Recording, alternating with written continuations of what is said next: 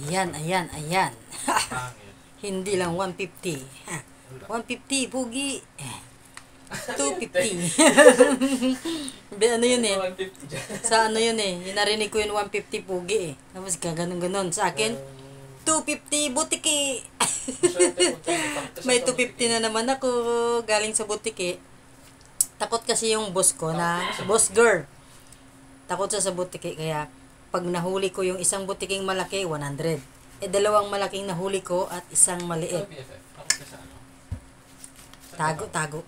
Tinatago ko lang yung sa butiki kay swerte daw yun. Swerte sa butiki, malas sa pag-ibig.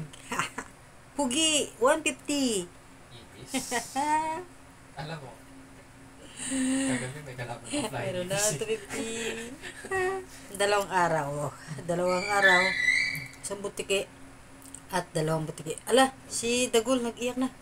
Bye-bye na. Oh, tago.